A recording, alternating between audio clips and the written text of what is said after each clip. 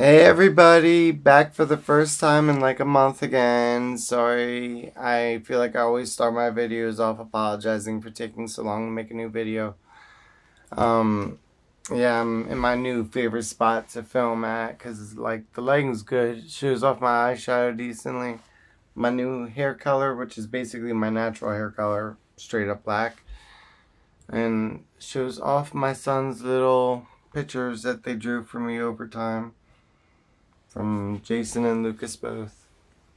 So yes, this video, even though it's the night of the 13th of March, and I didn't go on HRT until the 15th of March, this is basically my 1 year on HRT video, which stands for hormone replacement therapy, for those of y'all who don't know. I always try and break terms down for those watching that might not understand certain trans terms or whatever. I always try and educate those that just haven't been exposed to the culture just as much as I try and preach to those who live right in the middle of it every day. So, 1 year in now. It's been over a year since I started dressing female full time, and yes, I live this way full time, 24/7, even in my sleep. Um, and it's been exactly a year since I started taking female hormones full time. I'm on the pill version, just for the record. I'm on estradiol, progesterone, and testosterone blocker, all in pill form. They are offered in gel form some places I've heard of, in patch form, in the form of a shot, or in the form of a pill. They usually leave the option up to you. Depends on who your doctor is and where you're located at. Me personally, I'm located in southern New Jersey, so I go to someone around that area. Anyway, this last year, because of the fact that I was in such a major depression, hiding behind who I really was, because I was scared of what society would think of me and how people would treat me, and rightfully so, because it has been hell through the last year. Many of you know my stories of discriminatory events that I've had to undergo, that I still often undergo. I mean, even if it's just something small, it's always something, it's always somebody. But realistically, I couldn't just cheat myself and not be who I am because of a fear.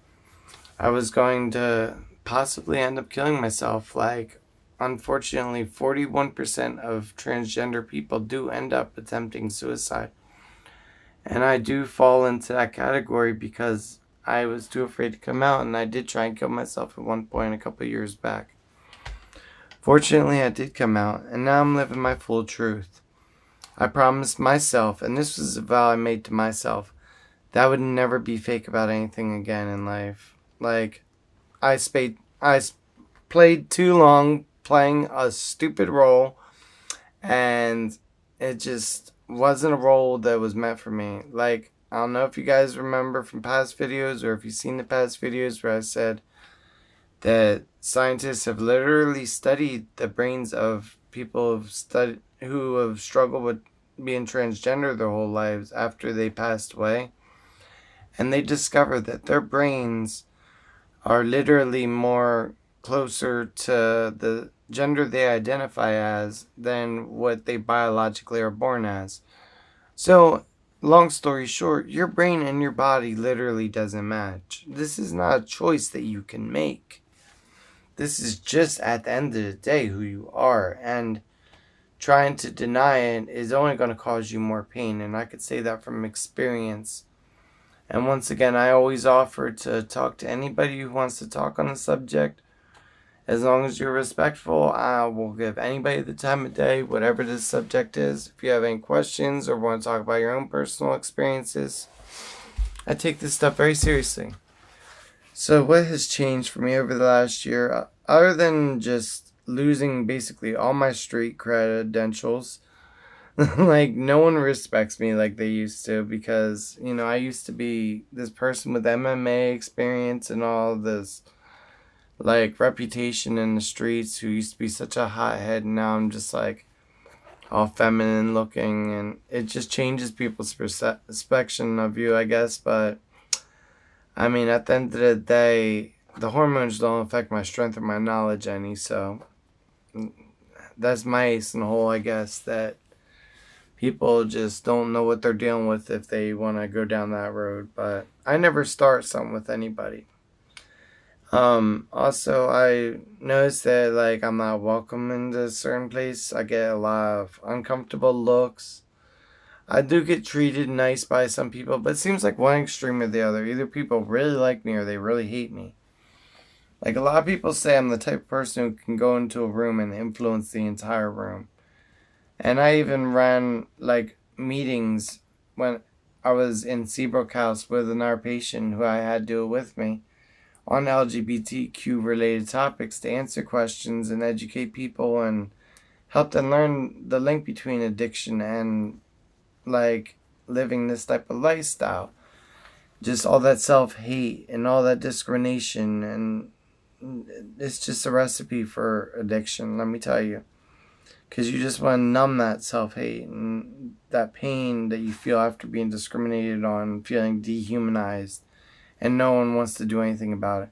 Because let me tell you, 9 times out of 10, the people that discriminate are ones in prominent positions, not working class, regular people. They tend to be more down to earth. That's another thing I've learned. I'm not saying it's always that way, just 9 times out of 10. I mean, in reality, I wouldn't take any of it back, though, because for once, I'm just actually myself.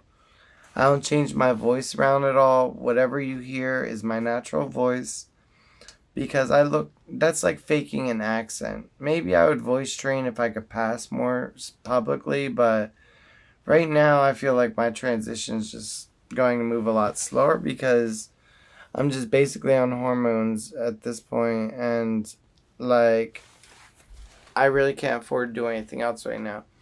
Can't afford to buy a car. Can't afford, like, I'm basically one step above living on the streets, and it sucks. I mean, maybe I should be a counselor or something like that and get paid to do what I do, but I like doing it for free. I like helping people for free and say that I'm getting nothing out of it other than the satisfaction of knowing that I'm helping someone in a similar situation that I had to go through, and maybe saving them some of the hardships I had to undergo. That enough is a reward. I look at it like, hopefully karma will come back at me one day and some miracle will happen and things will work out financially, but right now I'm in a hell of a rut. That's why I've been making less and less videos, and I've just been going through a lot, like, both emotionally and financially, just a lot. And I wish there was more I could do to, like, change it. Like, I wish I was born richer or something, because God knows I wouldn't abuse my money or nothing. Like, I appreciate everything I get, and I try and invest everything I get, because I'd like to have a small business selling collectibles one day. As most of you know, that's what I'm into. That's why my room is all laid out in collectibles. But, yeah, I mean, hopefully I'll get to that point. Other than that, over the last year, HRT, like, it definitely changed the way my brain's wired just a little bit, but I'm still me, obviously. Like, I am growing a little something here. Okay, we ain't gonna go over that one again. My skin's softer in general. My hair's, like, a little finer in general. Not by much that I could tell, just a little bit. Like, I don't know. Nothing I could really think of off the top of my head. Living as a woman versus living as a man, very different.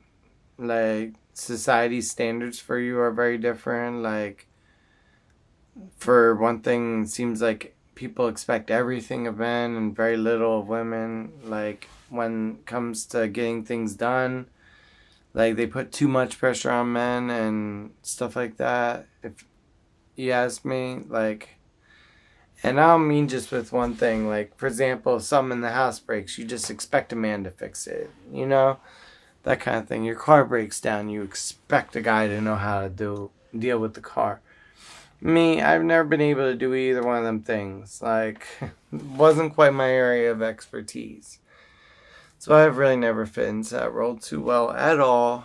And I've always been all about, like, having a really awesome, rocking an awesome style. Like, I'm back to my black, back in black with my hair. Looking like freaking trans version of Wednesday Addams here or something. Everyone says I always got that punk rock, emo, goth persona to me. I'll take that compliment any day of the week. But, yeah, it has been a change. I'll never forget, like, when I was first, like, housed with the girls in, the place I was inpatient at. Like, this, probably 10, 11 months ago. Like, they were all getting changed in front of each other. Guys never get changed in front of each other on a frequent basis like this. They'd call each other a fag or something if they were doing that in front of each other. Like, and I'm just looking in the other direction out of respect because I didn't want to offend that one girl who might think, oh, maybe this person's only playing it off like they're trans because they really do like girls and are trying to get in closer with us. For one thing, I think it's awesome that New Jersey laws do have it to where, like, if you're in a facility or incarcerated, etc., you don't have to be operated on to be housed in with what you identify as, because way too many people were getting assaulted or raped or just had to go irreparable trauma before someone did something about this. And yes, there is that one or two people out of like 100,000 that will abuse that privilege, but I sure as hell ain't gonna be one of them. I still look in their direction just out of respect, because I make it clear, like, look, I still very much like girls too. I'm attracted to girls, and I don't want you getting the wrong idea from me. I don't want you to think I wasn't raised right. I don't think that you're hideous or anything like that.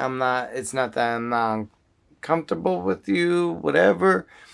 But the only person I look at while they undress is the person that I'm involved with. And, like, as it's been for a long time, I've been going through my whole transition alone, not involved with anybody on a steady basis. I've dated here and there, but never anything from that really picked up.